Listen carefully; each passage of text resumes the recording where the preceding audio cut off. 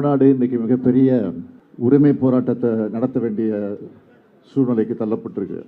ஆகவே வருகிற 5ஆம் தேதி அனைத்து கட்சி கூட்டம் எதுக்குன்னு கேட்டிங்கன்னா, தொகுதி மறுசீரமைப்பு விஷயமா. ஒன்றிய அரசு 2026ஆம் ஆண்டில் மக்களவைத் தொகுதியுடைய எண்ணிக்கையை மறுசீரமைப்பு செய்ய போகிறாங்க. பொதுவாக இதெல்லாம் மக்கள் தொகையை கணக்கிட்டு தான் செய்யப்படுது. மக்கள் தொகை குறைவாக இருக்கிற காரணத்தினாலே நாடாளுமன்றத்தினுடைய எண்ணிக்கையும் குறைக்க வேண்டிய ஒரு சூழ்நிலை ஏற்பட்டிருக்கு. இப்போ நாடு முழுக்க இருக்கக்கூடிய மக்களவை தொகுதி அடிப்படையில் தொகுதிகளை பிரித்தா தமிழ்நாட்டில் இருக்கக்கூடிய தொகுதிகளில் 8 தொகுதிகளை இழக்க வேண்டிய ஒரு சூழ்நிலை ஏற்பட்டிருக்கு. அதாவது இனி தமிழ்நாட்டுக்கு 39 எம்பிகள் இருக்க மாட்டாங்க, 31 எம்பிகள் தான் இருப்பாங்க. மாநில உரிமை அது எந்த சூழ்நிலையிலிருந்து பறிக்கக்கூடாது. ஏன்னா தொகுதியை பொறுத்தவரை அதிகப்படுத்தணும். ஏற்கனவே போச்சு அதான் வலியுறுத்தியிருக்காரு. ஏன்னா நம்ம பொறுத்தவரை பார்த்தீங்கன்னா 39 தொகுதின்றது இன்னொரு 10 தொகுதி கூட கூட்டலாம். ஆனால் அதை அதாவது 39 தொகுதிக்கு மேலே கூட்டுறதை போயிட்டு அதை தொகுதியை குறைப்பது என்பது எந்த நிலையிலும் தமிழ்நாடும் ஏற்றுக்கொள்ளாது, தமிழர்களும் ஏற்றுக்கொள்ளாது, அனைத்து இந்திய அண்ணா திராவிட முன்னேற்ற கழகம் நிச்சயமாக ஏற்றுக்கொள்ளாது. மக்கள் தொகை கட்டுப்பாடு இதில் முதன்மை மாநிலம்.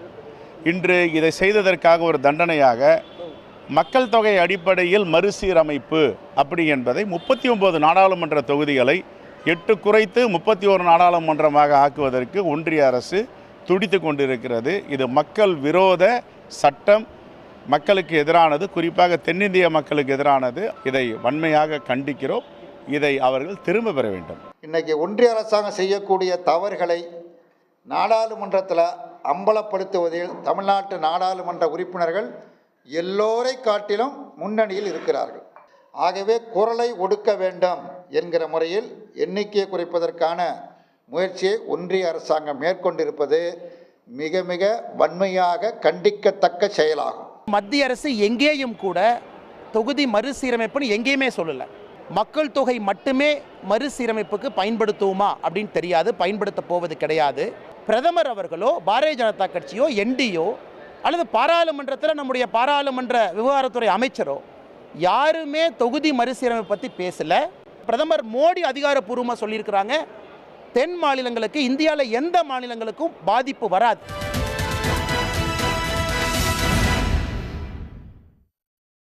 வணக்கம், இது கேள்விக்களம். ஒரு முக்கியமான ஒரு பிரச்சனையாக தமிழ்நாடு முதலமைச்சர் ஒரு கருத்தை இன்று முன்வைத்திருக்கிறார். 2026ஆம் ஆண்டு மக்கள் தொகையை ஒரு கணக்கீடாக கொண்டு வரக்கூடிய நாடாளுமன்ற தொகுதியினுடைய மறுவரையறை செய்யப்படுமானால் அது தென்னிந்திய மாநிலங்களுக்கு ஒரு பெரும் ஆபத்தாக அமைந்துவிடும் என்பது அவருடைய கருத்து. பீகாருடைய எண்ணிக்கை 40, இப்போது அது 50ஆக உயர்ந்து விடக்கூடிய ஆபத்து இருக்கிறது.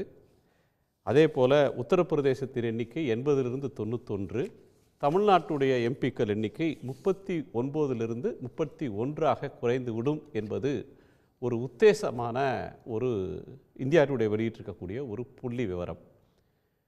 இந்த அச்சம் என்பது நாடாளுமன்ற தேர்தலுக்கு முன்பே வந்தது. குறிப்பாக நாடாளுமன்றத்திற்கு புதிய கட்டிடம் 1000 உறுப்பினர்கள் அமரக்கூடிய பெரிய கட்டிடத்தை கட்டும்போது இந்த அச்சம் எழுந்தது. இப்போது முதலமைச்சர் முதல் குரலை எழுப்பியிருக்கிறார். தென்னிந்தியாவினுடைய அரசியல் முக்கியத்துவத்தை இது குறைத்துவிடும். எதிர்காலத்தில் தமிழ்நாடு உள்ளிட்ட தென்னிந்திய மாநிலங்களுக்கு ஒரு பெரும் அநீதியாக இது அமைந்துவிடும் என்பது அவருடைய கருத்து. இது வருமுன் எச்சரிக்கக்கூடிய ஒன்றாக இந்த கருத்து பார்க்கப்படுமா? அனைத்து கட்சி கூட்டம் என்பது ஆபத்தை தடுப்பதற்கு எந்த அளவுக்கு பயன்படும் என்பது ஒன்று. இப்படி ஒரு அச்சமே இல்லை, தேவையில்லாமல் அஞ்சுகிறார்கள், எந்த மாநிலத்திற்கும் தீங்கு வரப்போவதில்லை என்று பிஜேபி மாநில தலைவர் சொல்கிறார்.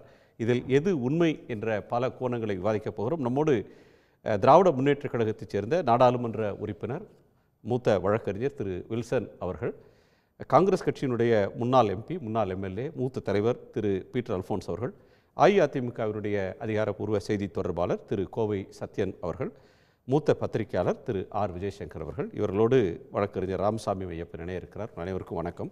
நான் திரு வில்சன் அவர்களுடைய முதற் பார்வையை கேட்கணும். திரு வில்சன், பிரைம் மினிஸ்டரோ பிரதமரோ அரசோ இது பற்றி அதிகாரப்பூர்வமாக எந்த முன்மொழிவையும் ப்ரப்போசலையும் வைக்கவில்லை. ஆனால் தேவையில்லாமல் அஞ்சுறாங்க அப்படின்னு பிஜேபி சொல்கிறாங்க. இந்த அனைத்து கட்சி கூட்டம் எதை சாதிக்கும்? உண்மையிலேயே இந்த இம்பெண்டிங் டேஞ்சரை வந்து ஒரு புயல் வர்றதுக்கு முன்னாடி வான் பண்ணுற மாதிரி வான் பண்ணுறீங்களா? என்ன பொருள் இதற்கு? அதாவதுங்க, தமிழ்நாடு பொறுத்த மாட்டில் நம்ம எப்பவுமே வந்து ஒரு முன்னெச்சரிக்கையான ஒரு விஷயங்களை எடுத்து செல்வதில் எல்லாருக்கும் தெரியும்.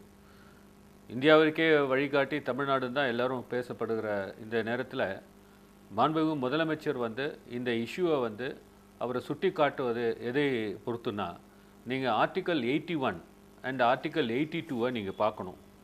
இது வந்து அரசியல் அமைப்பு சட்டத்தில் வந்து ஆர்டிக்கல் 81ல் இந்த ஃப்ரீசிங் ஆஃப் சென்சஸ் முதல்ல வந்து 1976ல் சென்சஸ் பிரகாரம் தான் நீங்கள் வந்து அந்த தொகுதிகள் வரையறை செய்ய வேண்டும். அந்த சென்சஸ் வந்து 1976ல் அவங்க வந்து ஃபேமிலி பிளானிங்கை கருத்தில் எடுத்துக்கொண்டு இனிமேல்ட்டு வந்து அந்த சென்சஸை வந்து நம்ம ஃப்ரீஸ் பண்ணிடுவோம்னு சொல்லிட்டு ஒரு 25 இயர்ஸ்க்கு அவங்க ஃப்ரீஸ் பண்ணாங்க. அப்போ 1976ல் வந்து 42nd கான்ஸ்டியூஷனல் அமெண்ட்மெண்ட்டில் கொண்டு வந்து ஒரு 25 இயர்ஸ் வந்து ஃப்ரீஸ் பண்ணாங்க இந்திரா காந்தி அம்மையார் இருக்கும்பொழுது. அதன் பிறகு 2002ல் திரு அருண்ஜேட்லி அவர் வந்து அமைச்சராக இருக்கும்போது மறுபடியும் இந்த கான்ஸ்டியூஷனல் 84th கான்ஸ்டியூஷனல் அமெண்ட்மெண்ட் கொண்டு வந்து இந்த ஃப்ரீசிங்கை வந்து 2026 வரைக்கும் வந்து தள்ளி வச்சுருக்காங்க. ஸோ அதன் பிரகாரம் 1971 சென்சஸ் என்ன இருக்கிறதோ அதை பேஸ் பண்ணி தான் உங்களுக்கு தொகுதிகள் வந்து வரையறை செய்யப்பட்டன. இப்போ இன்றைக்கி தேதியில் வந்து நம்ம என்ன பேசிஸில் வந்து இந்த எலெக்ஷனை நடத்துகிறோம்னா 1971 சென்சஸை பேஸ் பண்ணி தான் இந்த எலெக்ஷன் நடந்து கொண்டிருக்கிறது. ஸோ அந்த 1971 சென்சஸை வந்து ஏன் வந்து ஃப்ரீஸ் பண்ணாங்கன்னா, அந்த அருண்ஜேட்லே வந்து அவர் இந்த பில்லை மூவ் பண்ணும்போது அவர் டிபேட்டில் சொல்லியிருப்பார். இந்த டிபேட் வந்து அந்த 23rd August 2001 அப்போ வந்து நாடாளுமன்றத்தில் பேசியிருப்பார்.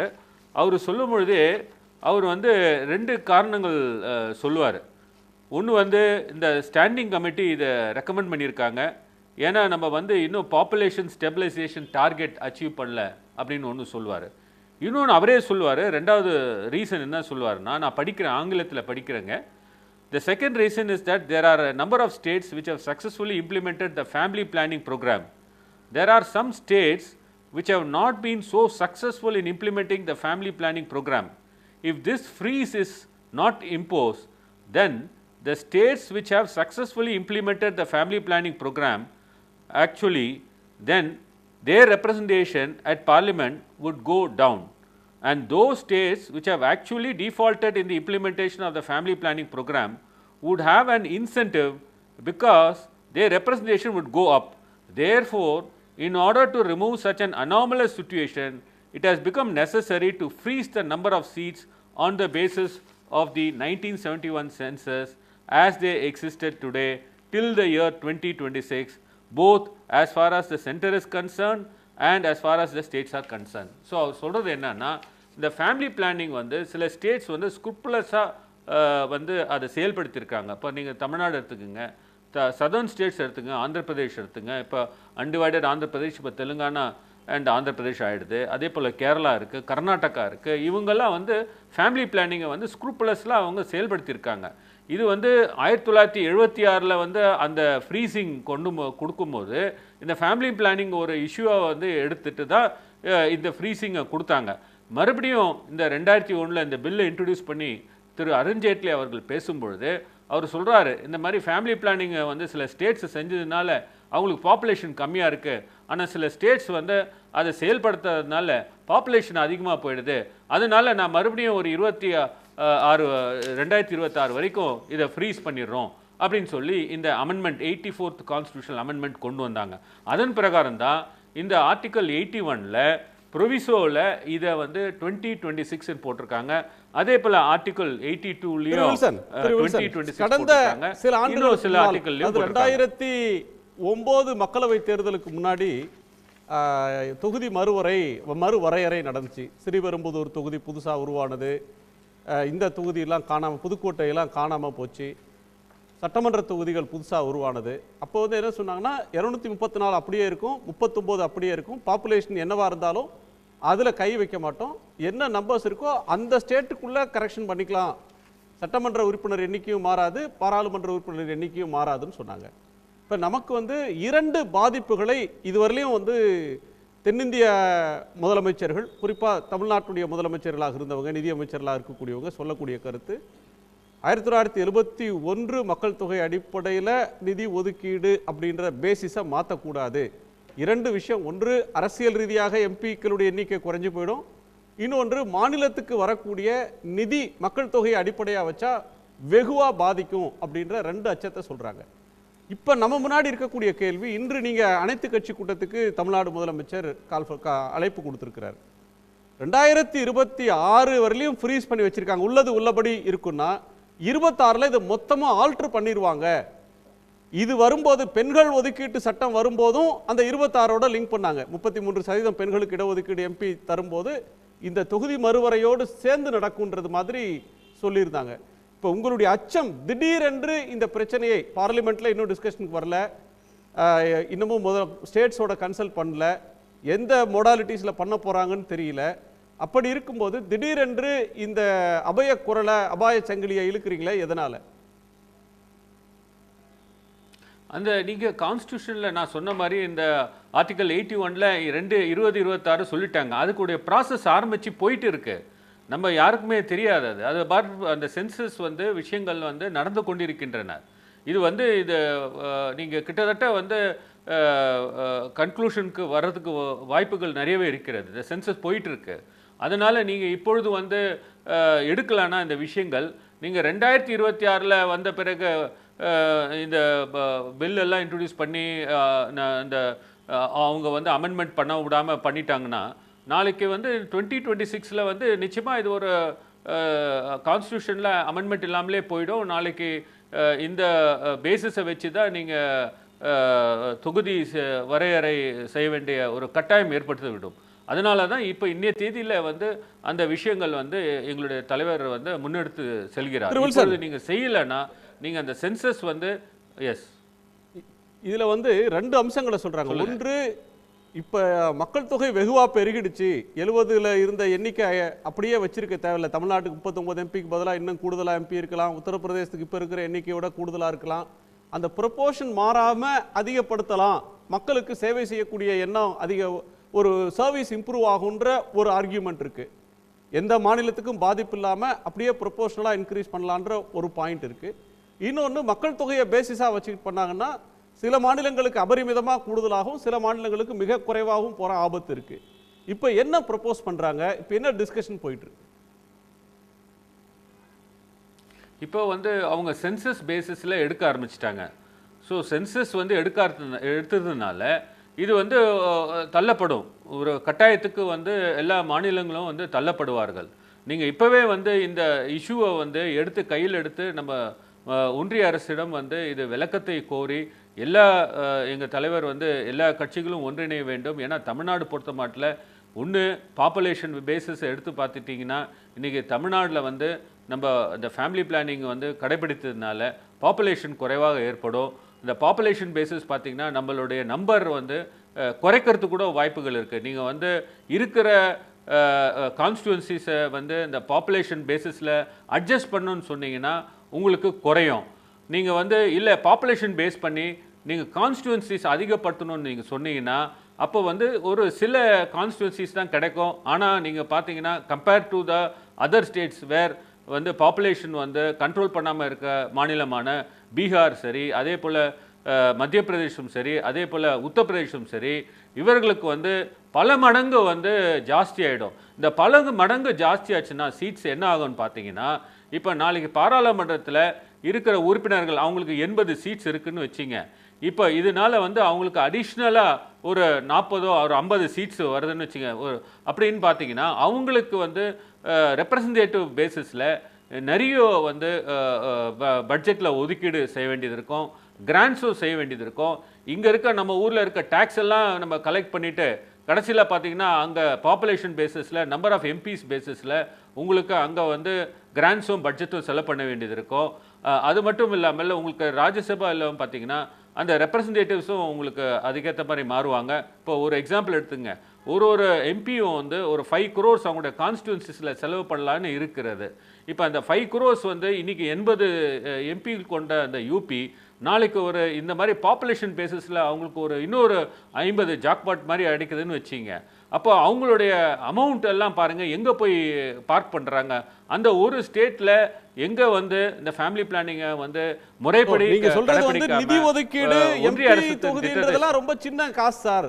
எம்பி தொகுதிக்கான வளர்ச்சி நிதின்றது ரொம்ப ரொம்ப சொற்பமான தொகை. இது பொலிட்டிக்கல் இம்ப்ளிகேஷனை யோசிச்சு பாத்தீங்கன்னா நீங்க அந்த உணர்வை மட்டும் ஒரு கட்சி பூர்த்தி செய்தால் ஆட்சியை பிடிச்சிட முடியும். தென்னிந்தியா அல்லது பெங்கால் மாதிரியான இடங்கள், காஷ்மீர் மாதிரியான இடங்களுடைய உணர்வை உள்வாங்காமலேயே தீவிரமான ஒரு நிலைப்பாட்டை எடுத்து கூட இந்திய அரசியலை செஞ்சு ஜெயிச்சிட முடியுன்ற ஒரு நிலைப்பாடு வந்துடக்கூடும். அது இதை விட பெரிய ஆபத்து அப்படின்றத பலரும் சுட்டி காட்டுறாங்க. உங்க பங்கேற்புக்கு நன்றி. திரு பீட்டர். நிச்சயமா இப்ப நீங்க எஸ் சார். அதாவது குணசேகரன், இப்போ ஒரே ஒரு பாயிண்ட் தான். அதாவது இன்னைக்கு நம்முடைய சீஃப் மினிஸ்டருடைய கால் வந்து இஸ் எ கிளாரியன் கால். அதாவது ஒரு அமைச்சருக்கு எது அழகுன்னா வருவதை முன்கூட்டியே தெரிந்து அதை அறிவித்து அந்த அறிவிப்புக்கு ஏற்ப தான் தலைமையேற்கின்ற சமூகத்தை தயார் செய்வதும் அதற்கான ஏற்பாடுகளை முன்னெடுப்பதற்கான வசதிகளை உருவாக்கி கொள்வது தான் ஒரு அமைச்சருடைய பணி. அதைத்தான் வருமுன் காப்பது என்று நாம் சொல்லுகிறோம். இன்றைக்கி வந்து நம்ம நண்பர் வில்சன் அவர்கள் சொன்னது போல் இட்ஸ் எ கான்ஸ்டியூஷனல் மஸ்ட். இன்றைக்கி 2026 வந்து அது வந்து கண்டிப்பாக இட் ஷுட் ஹேப்பன். இந்த இந்த இந்த டீலிமிட்டேஷன் எக்ஸசைஸ் வந்து கண்டிப்பாக நடந்தேற வேண்டும். அப்படி நடந்தேறுகின்ற போது ரெண்டு வாய்ப்பு தான் இருக்குது. ஒன்று வந்து என்னன்னு கேட்டிங்கன்னா, எக்ஸிஸ்டிங் நம்பர் ஆஃப் சீட்ஸ் இந்த 543, இந்த 543 வந்து மற்ற இப்போ இருக்கிற ஸ்டேட்டுகளுக்குள்ளே திரும்ப ரீடிஸ்ட்ரிபியூட் பண்ணுறது, அல்லது ஜனத்தொகைக்கு ஏற்ப அந்த சீட்டுகளுடைய எண்ணிக்கையை வந்து கூட்டுவது. இந்த 2 ஆப்ஷன் தான் இருக்குது. இந்த 2 ஆப்ஷன்லையுமே southern states it's a disadvantage. நீங்கள் வந்து முதல்ல சொன்ன ஆப்ஷனும் சரி, ரெண்டாவது சொன்ன ஆப்ஷனும் சரி, நீங்கள் வந்து இந்த 543 சீட்டை வச்சுக்கிட்டு இருந்தாங்கன்னு வச்சுக்கோங்க. இந்த 543 சீட்டே கண்டினியூ பண்ணாங்கன்னா, அதை திரும்ப ரீஅப்போர்ஷன் பண்ணாங்கன்னா, நமக்கு வந்து தமிழ்நாடு வந்து நம்முடைய முதலமைச்சர் சொன்னது போல் நமக்கு 8 சீட்டு குறையும், ஆந்திராவுக்கு குறையும், கர்நாடகாவுக்கு குறையும், தெலுங்கானாவுக்கு குறையும், கேரளாவுக்கு குறையும். ஆனால் அதே நேரத்தில் வந்து உத்தரப்பிரதேசத்திற்கு, பீகாருக்கு, ராஜஸ்தானுக்கு, மகாராஷ்டிரா போன்ற மாநிலங்கள், அதாவது இன்னும் சொல்ல போனால் இந்த பாஜகவுக்கு இன்னைக்கு செல்வாக்கு இருக்கிற மாநிலங்களில் இருக்கிற எண்ணிக்கை வந்து இன்னைக்கு அதிகரிக்கும்.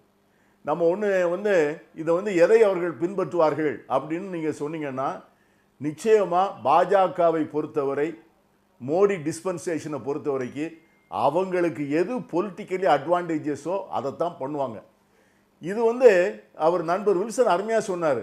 இது என்றைக்குமே வந்து பாஜக வந்து எப்படின்னு கேட்டிங்கன்னா, கொரில்லா அட்டாக் மாதிரி அவங்க செய்கிற திட்டத்தை வந்து ரொம்ப சீக்ரெட்டிவாக செஞ்சுட்டு இந்த லாஸ்ட் மினிட்ல நாம் தயாராக இல்லாத சமயத்தில் they will take us by surprise.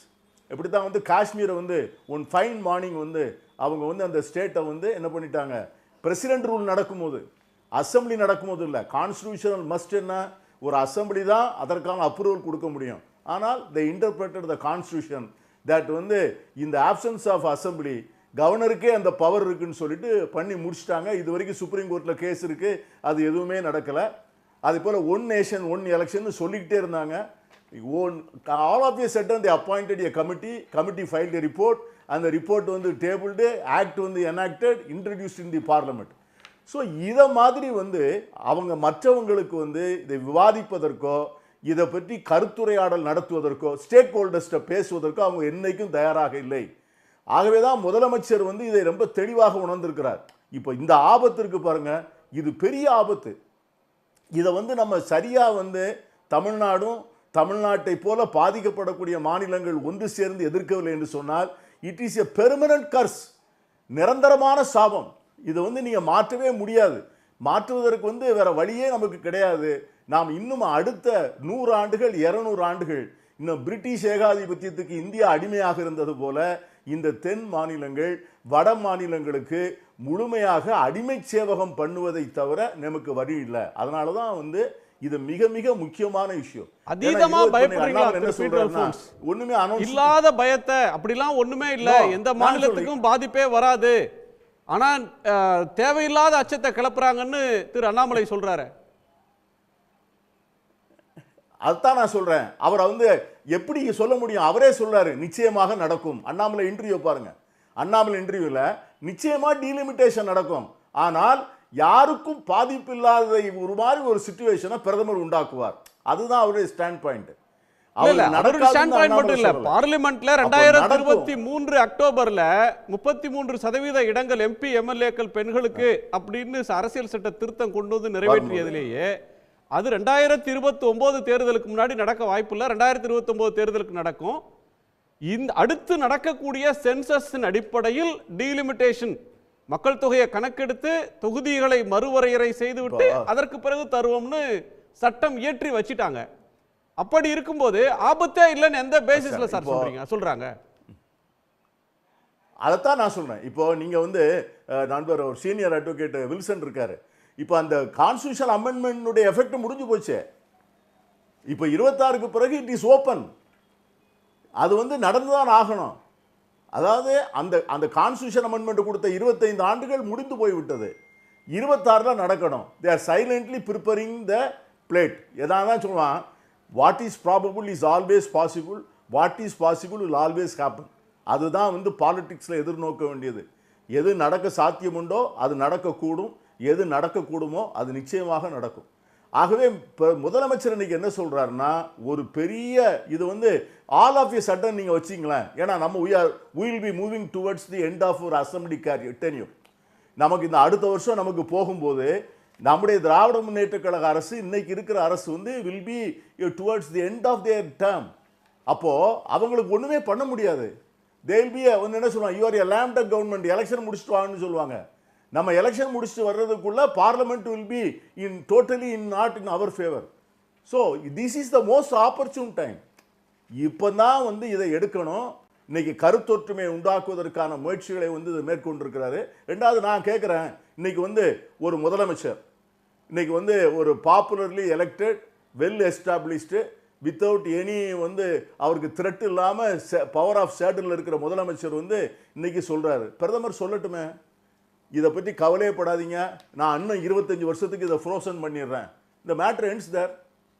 Atal Bihari Vajpayee சொன்னது போல, அன்னைக்கு காங்கிரஸ் கவர்மெண்ட் சொன்னது போல, இன்னைக்கு மோடி அரசாங்கம் இன்னும் 25 ஆண்டுகளுக்கு இந்த சீட்டை கை வைக்க மாட்டோம். எந்தெந்த ஸ்டேட்டுக்கு அப்படித்தான், அந்தந்த ஸ்டேட்டுக்குள்ள வேணா அவங்க அந்த கான்ஸ்டிடியூஷனுடைய எல்கைகளை வேணா மாத்திக்கட்டும். இப்போ சில அர்பனைஸ்டு கான்ஸ்டிடியூன்சிக்கு வேணா கூட போட்டு ரூரல் கான்ஸ்டிடியூன்சிக்கு ஓட்டுகளை அவங்க அவங்க மாநிலத்துக்குள்ள பண்ணிக்கட்டும். ஆனால் நம்பர் ஆஃப் சீட்ஸ் மாற்றம்னு சொல்லி பிரதமர் நேரு தந்த இந்தி சம்பந்தமா பிரதமர் நேரு அவர்கள் கொடுத்த உறுதிமொழி மாதிரியோ அல்லது வாஜ்பாய் அவர்கள் கொடுத்த உறுதிமொழி மாதிரியோ ஒன்றை தர வேண்டும், அதை நோக்கி இது எடுத்துட்டு போகணுன்றீங்க. மற்ற 3 விருந்தினருடைய கருத்தை கேட்டு சத்யன், இது ஒரு அகடமிக் டிஸ்கஷனாவே பார்க்கலாம். இது ஒரு கட்சி அரசியலை தாண்டி ஒரு மாநிலம் அதனுடைய அரசியல் முக்கியத்துவத்தை இழக்க போகிறதா, தற்காத்துக் கொள்கிறதா அப்படின்றதுக்கான ஒரு தொடக்க புள்ளி அப்படின்ற ஒரு அம்சத்திலிருந்தும் வாதிக்கலாம். அதிமுக சார்பிலையும் இந்த கருத்தை சொல்லியிருக்கிறாங்க, தமிழ்நாட்டுடைய உரிமையை ஒருபோதும் நாங்கள் விட்டு தர மாட்டோம், அதனுடைய அரசியல் முக்கியத்துவத்தை நிலைநாட்டுவோம்ன்ற கருத்தை தான் முன்வைத்திருக்கிறாங்க. இந்த டீலிமிட்டேஷன் அந்த எக்ஸசைஸ் நடக்கும்போது திரு சி வி சண்முகம்லாம் அந்த கமிட்டியில் ஒரு மெம்பராக கூட இருந்தார், எனக்கு நினைவு இருக்குது, திரு பொன்முடி அவர்லாம். இதை நீங்கள் எப்படி சார் பார்க்குறீங்க? மாலை வணக்கம். தமிழக உரிமையை பாதிக்கின்ற எந்த விஷயமாக இருந்தாலும் அது முதல் குரல் அஇஅதிமுகவிடம் தான் வரும். அதை தான் எனக்கு மரியாதைக்குரிய அமைச்சர் ஜெயக்குமார் இன்றைக்கி ஒரு பேட்டியில் சொல்லியிருக்காரு. திமுக இழந்த மாநில உரிமையில் கூட சட்டப்பூர்வமாக மீட்டெடுத்த வரலாறு அஇஅதிமுகவுக்கு இருக்குது. ஆனால் இப்போ இந்த விஷயத்தை மரியாதைக்குரிய தமிழக முதல்வர் பேசக்கூடிய தேவை எங்கிருந்து வருகிறதுனா இப்போ நாங்கள் பார்க்குறோம். இது இப்போது all of a sudden out of the ப்ளூங்கிற மாதிரி இதை பேசக்கூடிய தேவை எங்கிருந்து வருகிறது? தேவை எங்கிருந்து வருகிறதுனா, அனைத்து கட்ட தோல்விகளும் நிர்வாக தோல்விகளும் மடை மாற்றுவதற்காகவோ இல்லை தங்களுடைய இயலாமையை மறைப்பதற்காகவோ ஒரு மடை மாற்றும் விஷயமாக இதை முதல்வர் பேசுகிறாரோ என்கின்ற ஐயப்பாடு வருகிறது. இன்றைக்கி அரசு ஊழியர்களோட போராட்டம் நடந்துட்டுருக்கு, மிகப்பெரிய அளவில் போராட்டம் நடந்துட்டுருக்கு, ஆசிரியர்கள் போராட்டம் நடந்துட்டுருக்கு, போக்குவரத்து அதாவது போராட்டம்லாம் எல்லா ஆட்சியிலையும் நடக்குது. திரு எடப்பாடி பழனிசாமி அவர்கள் காலத்திலையும் நடந்தது. இப்போ 2026 ஒரு டெட்லைன் உங்களால் சென்ஸ் பண்ண முடியலையா? இன்னொன்று, ஆல் ஆஃப் எ சடன் பேசுகிறாருன்னு சொல்கிறீங்க. நாடாளுமன்ற தேர்தலுக்கான பரப்புரை பிரச்சாரம் நடந்து கொண்டிருந்த போதே இந்த டீலிமிட்டேஷன் சம்பந்தமாக திரு ஸ்டாலின் அவர்கள் பேசியிருக்கிறாங்க. இது நம்ம தலைக்கு மேல கத்தி தொங்கிட்டு இருக்கு, தமிழ்நாட்டுக்கு மட்டும் இல்ல, மோடி அரசுக்கு மெஜாரிட்டி வந்தால் ஆபத்துன்னு அப்பவே பேசியிருக்கிறாரு. மரியாதைக்குரிய குணா அவர்கள் கேட்ட கேள்வி, இது அஇஅதிமுக எப்படி பார்க்கிறது அப்படின்னு. அதனால போராட்டம் எல்லா காலத்தையும் நடந்தது உண்மைதான். இப்போ நடக்கக்கூடிய அரசு ஊழியர்கள் போராட்டத்தோட முக்கியத்துவம் என்னன்னா, வாக்குறுதி அளித்தது மரியாதைக்குரிய மு.க. ஸ்டாலின், அந்த வாக்குறுதியை நிறைவேற்றாமல் மடை மாற்றுவது மு.க. ஸ்டாலின் குற்றச்சாட்டு அவங்க தான் வைக்கிறாங்க. அதனால தான் பலமுறை கேட்டு பார்த்தும் தோல்வியடைந்து போராட்ட காலத்தில் குதிச்சிருக்காங்கிறத உண்மை. இப்போ பலகட்ட தோல்விகள் இயலாமை அப்படிங்கிறது. நீங்கள் சொல்கிறீங்க தேர்தல் பரப்புரையில் வச்சுட்டாரு ஸ்டாலின் அவர்கள் அப்படின்னு. தேர்தல் அறிக்கையை நான் சுற்றி முற்றியும் பார்த்தேன். இந்த டீலிமிட்டேஷன் பற்றி ஏதோ சொல்லியிருக்கா திமுகன்னு எனக்கு தெரிஞ்ச எதுவும் தேர்தல் பரப்புரையில் பேசினார். நம்மள பரப்புரையில் பேசினா தேர்தல் அறிக்கையில் வரல. ஆனால் மரியாதைக்குரிய பீட்டர் அல்ஃபோன்ஸ் ஒரு ஸ்டேட்மெண்ட் இப்போ சொன்னார். அவர் பேசும்பொழுது ஒரு நல்ல தலைவருக்கு அளவு வரும் முன் ஒரு எச்சரிக்கை விடுத்து அதற்குரிய நடவடிக்கைகள் எடுப்பது அப்படின்னாரு. சார் 28 மே 2023 புது பார்லிமெண்ட் கட்டிடம் ஓப்பன் பண்ணாங்க சார். அப்போவே உலகம் ஃபுல்லாக தெரிஞ்ச விஷயம், அதோட கெப்பாசிட்டி அடுத்த கட்டத்துக்கு 800, ஹோல் ஹாலோட கெப்பாசிட்டி 1000 MPs அப்படின்னு. 2021 சட்டம் நிறைவேற்றும் பொழுது 25 ஆண்டுகள் எந்த மாற்றமும் செய்ய இயலாது என்கின்ற சட்டம் தான், சட்ட வரை அமெண்ட்மெண்ட் அதான். இப்போ 26 டீலிமிட்டேஷன் எக்ஸைஸ் ஸ்டார்ட் பண்ண போகுது அப்படிங்கிறது உலகத்துக்கே தெரியும். ஆனால் அதன் முதல் கட்டமாக புது பாராளுமன்ற கட்டிடம் திறந்தாச்சு. அப்போ எல்லாருக்குமே தெரியும் அது 800 பேர் உட்கார போகிறாங்கன்னு. அதுக்கப்புறம் ஒரு வின்டர் செஷன் நடந்திருக்கு, 37 MP இருந்திருக்காங்க டிஎம்கேல. இப்போ மறுபடி 39 MP இருந்திருக்கிறாங்க. எங்கேயுமே பேச்சு பொருளாக தெரியலையா? அது அப்போவே தெரியலையா 800 MP நோக்கி அவங்க போயிட்டு இருக்கிறாங்கன்னு தெரியலையா? இப்போ எந்த அறிவிப்புமே இல்லாம, எதற்கான சமிகையும் இல்லாம திடீர்னு முதல்வர் டீலிமிட்டேஷன் வந்தால் 31 வந்துடும் அப்படிங்கிற எதன் அடிப்படையில் சொல்றாரு? ஏற்கனவே இந்தியா டுடேவும் மின்ட் போன்ற பத்திரிகைகள் ஒரு ப்ரொஜெக்ஷனாக சொல்லியிருக்கிறாங்க. அது ஊடகங்கள் ரிப்போர்ட் ஆகிருக்கு. ரிப்போர்ட் ஆன தருணத்திலேயே பார்லிமெண்ட்டில் 1000 சீட்டை வச்ச போதே தமிழ்நாட்டிலிருந்து சந்தேக குரல் வந்தது. குறிப்பாக நீங்கள் பழச திருப்பி ரெஃபர் பண்ணி பார்த்தீங்கன்னா திரு ஸ்டாலின் அவர்கள் கண்டிச்சிருக்கிறார், இதே வார்த்தையை சொல்லியிருக்கிறார். தலைக்கு மேலே கத்தி தொங்குது, அடிப்படை கேள்வி மோடி அரசுக்கு மெஜாரிட்டி வராமல் பார்த்துக்கணும்னு பேசியிருக்கிறார். இல்லை குணா சார், நம்ம அடிப்படை என்னென்னா, அப்போ 37 நாடாளுமன்ற மரியாதைக்குரிய வில்சன் அவர்கள் இங்கே இருக்காங்க சார். ஸ்பெஷல் மோஷன் எதுவுமே கேட்கலையே சார். இது 800 வச்சிருக்கீங்க, டீலிமிட்டேஷன் பண்ணுறதுக்கு எப்போ தொடங்க போகிறீங்க 26ல், இதோட நடவடிக்கை எதை நோக்கி போகிறது, இதுக்கு என்ன அப்படின்னு கேட்கலாமே சார். யார் கேட்குறத தடுத்தாங்க? 37 MP அப்பவும் கேட்கல, டேர்ம் 2 39 இப்பவும் கேட்கலையே சார். இப்போ இந்தியா டுடே நாளிதழ் வருது சார், 1979 பாப்புலேஷன் இப்போ நடந்துட்டு இருக்குன்னா, 1971 தமிழகத்தோட பாப்புலேஷன் 4,11,99,168. அப்போ நம்ம 39 MP தான் இருக்கும். இப்போ 7.5 கோடி இருக்கும்போது 39 MP தான் இருக்கும். அப்போவும் உத்தரப்பிரதேசத்தோட பாப்புலேஷன் 8.8 கோடி, இப்போ 22 கோடி தாண்டி 23 கோடி போயிட்டு இருக்குங்கிறாங்க. அப்போ 80 MP தான். இப்போது எந்த ஒரு சமிகையும் இல்லாமல் இது மாற்றப் போகிறது அப்படின்னா 39 31 ஆகுங்கிற கணக்கு எங்கிருந்து வருகிறது? எதன் அடிப்படையில் வருகிறது? ஒரு ஊடகத்தின் செய்தி வெளியீடு அப்படிங்கிறத கேள்வி கேட்கணுமா வேண்டாம்? ஒரு மாநிலத்தோட முதல்வர் அவரோட ப்ரையாரிட்டிஸுங்கிறது என்ன சார் இருக்குது? மும்மொழி கொள்கையில் ஒரு மிகப்பெரிய தோல்வியை சந்திச்சிருக்கு இந்த அரசு, பதில் சொல்ல முடியல. ஒரு பக்கம் பிஎம் ஸ்ரீ ஸ்கூலுக்கு நாங்கள் நிறுவுவதற்கு விருப்பப்படுகிறோம், அதற்கு ஒரு கமிட்டி அமைப்போன்னு சொல்கிறீங்க. கமிட்டி எப்போ அமைச்சிங்க? கமிட்டி யார் ஹெட் பண்ணினா, அது யார் நபர்கள், கமிட்டியோட ரிசல்ட் என்னன்னு இது வரைக்கும் தெரியல. ஆனால் அந்த லெட்டர் எழுதும் பொழுது நாங்கள் விருப்பப்படுகிறோம், எங்களுடைய 3வது தவணையை விடுவீங்கள்ங்கிறீங்க. அப்போ முதல் 2 தவணை எப்படி வாங்கினீங்க? எதன் அடிப்படையில் இந்த இஷ்யூவை நீங்கள் எப்படி பார்க்குறீங்கன்னா, இந்த அரசு மடைமாற்றுகிறது, பார்லிமெண்ட்ல இந்த விஷயத்தை பேசலன்றீங்க. பேசினாங்களா இல்லையானே ஒரு வார்த்தை மடைமாற்றுறது மட்டும் இல்லை, இப்போ இருக்கிற அவரோட இயலாமையை மறைப்பதற்கான மிகப்பெரிய காரணகர்த்தாவாக இதை பார்க்குறோம். ஓகே, திரு வில்சனோட கோணத்தை கேட்கலாம். திரு வில்சன், ஏடிஎம்கேவோட அப்சர்வேஷன் உங்கள் பதில். அதாவது மரியாதைக்குரிய திரு சத்யன் அவர்கள் ஒரு விஷயத்தை அவர் அவர் புரிஞ்சிக்கிட்டாரா புரியல எனக்கு தெரியல. அவர் கான்ஸ்டியூஷன் நம்ம சொல்கிறது கான்ஸ்டியூஷனில் 2026 இது நடக்க போகிறது. நீங்கள் அதை பற்றி எப்போ பேசுவீங்க?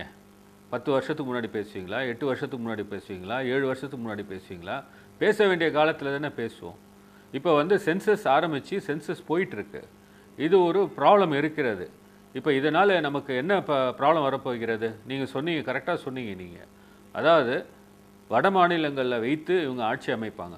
இன்றைக்கி தென் மாநிலங்களை பற்றி கண்டுக்கவே போகிறதில்ல. அப்படி போயிட்டா இப்போ ஏற்கனவே இந்த ஸ்கீமில் 2152 சிக்ஷா ஸ்கீமில் நமக்கு இன்னும் பணம் வராமல் இருக்கிறது. இது போன்ற இந்த கிராண்ட்ஸ்லாம் வந்து அவங்க வந்து அதை பற்றி யோசிக்கவே மாட்டாங்க.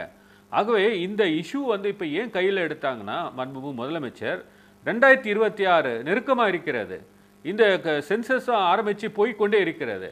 இப்போ இந்த இஷ்யூ வந்து இப்போ டீலிமிட்டேஷன் வந்து, ஏன்னா இதை பற்றி நீங்கள் எடுத்து பேசலைன்னா, திரு பீட்டர் அல்ஃபோன்ஸ் சரியாக சொன்னார்.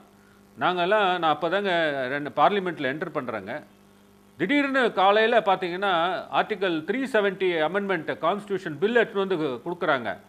நார்மலாக பார்த்தீங்கன்னா ஒரு பில்லை மூவ் பண்ணோன்னா முந்தின நாளே வந்து லிஸ்ட் ஆஃப் பிஸ்னஸில் போட்டுட்டு அதை எடுத்துன்னு வந்து கொடுப்பாங்க, நமக்கு காப்பீஸ்லாம் சர்க்குலேட் பண்ணுவாங்க. ஆனால் நீங்கள் பார்த்தீங்கன்னா அந்த ஆர்டிகல் 370 எப்படி அமெண்ட் பண்ணாங்க, ஒரு மாநிலத்தை யூனியன் டெரிட்டரியாக மாற்றினாங்க, ஒரே நாளில் மாற்றினாங்க. காலையில் வந்து இந்த பில்லு வந்து படிக்கிறாங்க, அது எழுந்து மாண்புமிகு அமித்ஷா அவர்கள் வந்து எழுந்து படிக்கிறாரு. ஆனால் அந்த பில்லு காப்பியை எங்களுக்கு கொடுக்கல.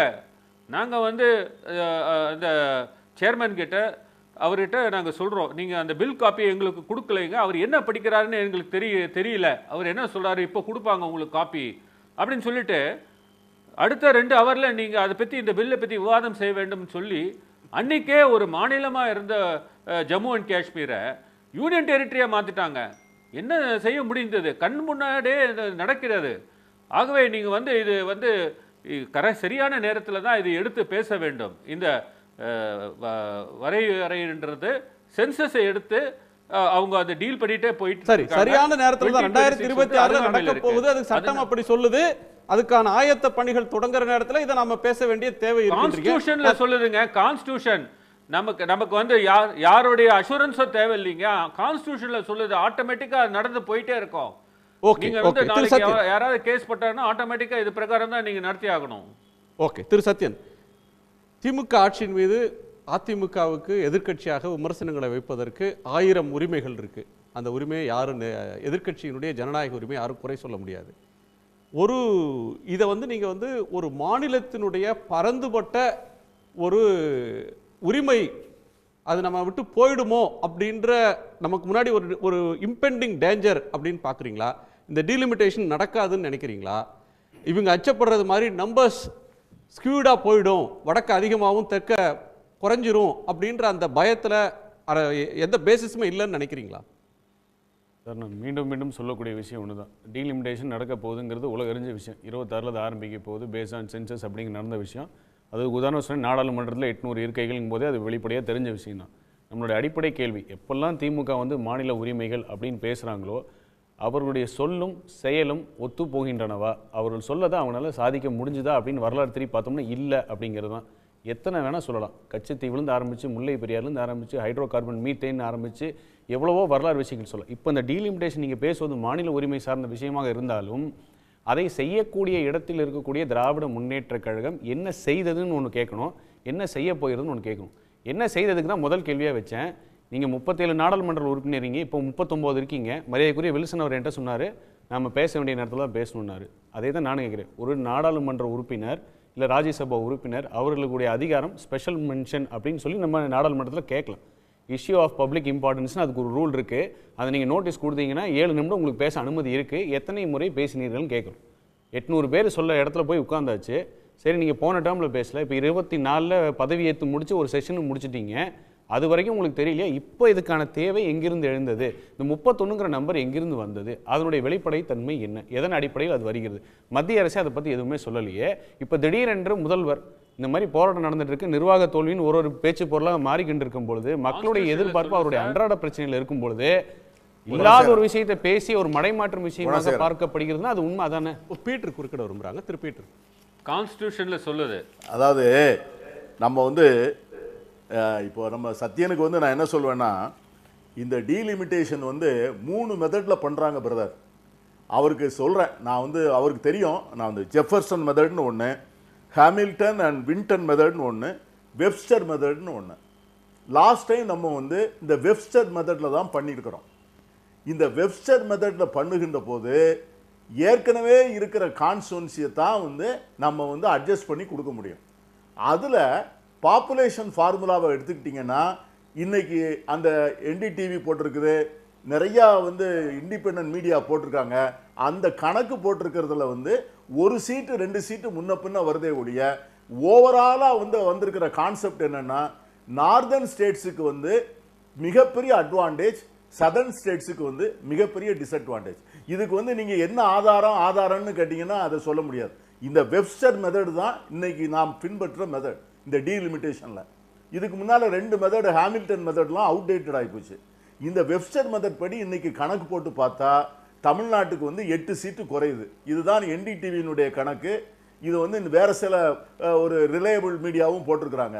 இதெல்லாம் எங்கே வருதுன்னு கேட்டிங்கன்னா அரசாங்கத்துக்குள்ள நடக்கிற சர்வேல வர்ற லீக் ஆகி வர்ற இன்ஃபர்மேஷன் தான் அப்கண்ட்ரி பிரஸ்ல வருது.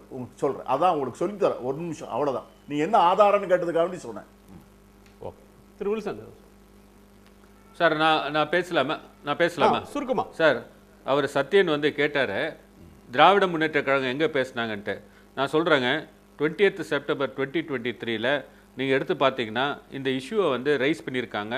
எங்களுடைய மக்களவையில் வந்து திருமதி கனிமொழி அவர்கள் வந்து தலைவர் அப்போது வந்து அவர் சொன்னதை வைத்து இந்த இஷ்யூவை வந்து பேசியிருக்காங்க. ஆகவே சத்யன் வந்து நீங்கள் ஃபுல்லாக ரிசர்ச் பண்ணிட்டு வாங்க. அது பேசுகிறோம், அது எல்லா இடத்துலையும் நம்ம கொண்டு செல்கிறோம், அது ஒரு விஷயம். ஆனால் இன்றைக்கி வந்து தலைவர் வந்து என்ன முன்னெடுத்து செல்கிறாரு, எல்லாம் ஒன்றா வாங்க, நம்ம மாநிலத்துக்கு ஒரு டேஞ்சர் வருது, உங்களை அதுக்கு தான் கூப்பிட்றாரு.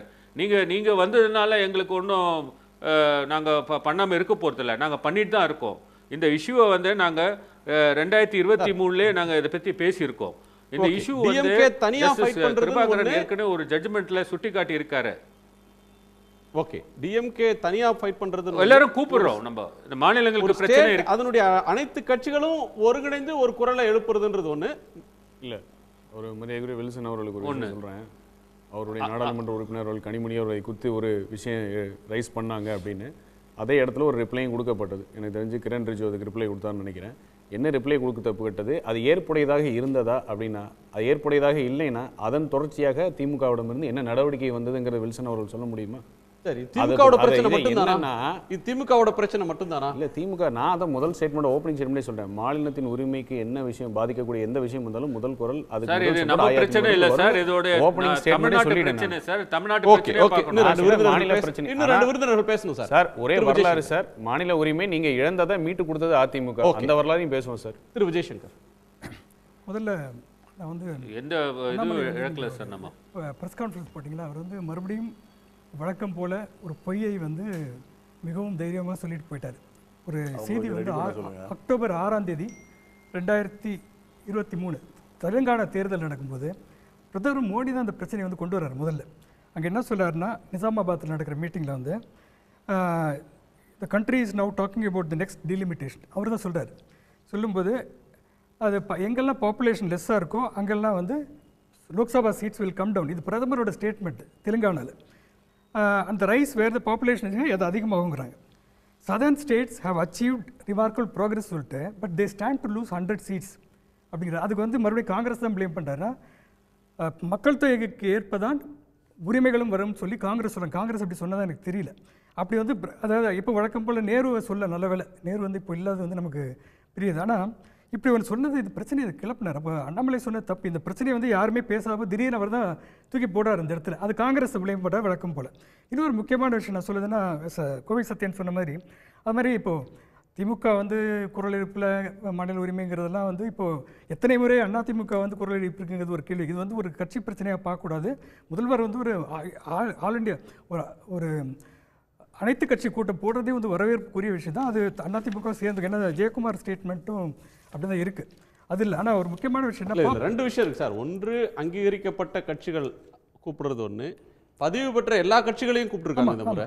ஆமாம், இல்லை அது நல்ல விஷயம் தான். நான் வந்து எந்த பிரச்சனைக்காக இருந்தாலும் மாநில பிரச்சனை வரும்போது ஒரு அனைத்து கட்சி கூட்டத்தை கூட்டுவது ஒரு நல்ல நடைமுறை தான் நான் பார்க்குறேன். அது வந்து பல நேரங்களில் வந்து உதவியாக இருக்கும். கர்நாடகாவில் காவேரி பிரச்சனை வரும்போது அனைத்து கட்சி கூட்டம் போடுறாங்க. இப்போ வந்து ஒரு நல்ல முன்னுதாரணமாக தான் நான் பார்க்குறேன். அதனால் இதை வந்து ஒரு கட்சி பிரச்சனையை கொடுக்கறதுல வந்து பிரச்சனை இருக்குது. ஆனால் நான் முக்கியமான ஒரு விஷயம் சொல்கிறதுன்னா, இப்போ இருக்கிற இந்த 543 சீட் வந்து 1971 ஃபிக்ஸ் பண்ணது பாப்புலேஷன் வச்சு அதை நம்ம எல்லோரும் சொல்லிட்டோம். அப்போ வந்து ஒரு தொகுதிக்கு வந்து ஒரு 10.4 லட்சம் ஆளுங்க அதாவது ஓட்டர்ஸ் இருப்பாங்கன்னு சொல்கிறாங்க.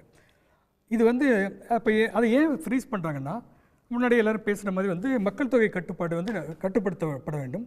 நம்ம பாப்புலேஷன் அதிகமாக வந்து இந்த மாதிரி சீட்டு அதிகமாக கொடுத்துருந்தா அது வந்து ஜனநாயகத்துக்கு விரோதமானு சொல்லி நல்ல ஒரு முடிவு எடுக்கிறாங்க 71. அப்போ வந்து தமிழ்நாடோட பாப்புலேஷன் 1971 4.11 crore. அதுக்கு பிறகு அடுத்த சென்சஸ் வந்து 2011 ஒரு ஏறக்குறைய 40 வருடங்களுக்கு பிறகு 2011 வந்து தமிழ்நாடு பாப்புலேஷன் 7.2 crore. அப்போ வந்து ஏறக்குறைய 3 கோடிக்கு மேலே அதிகமாக இருக்குது.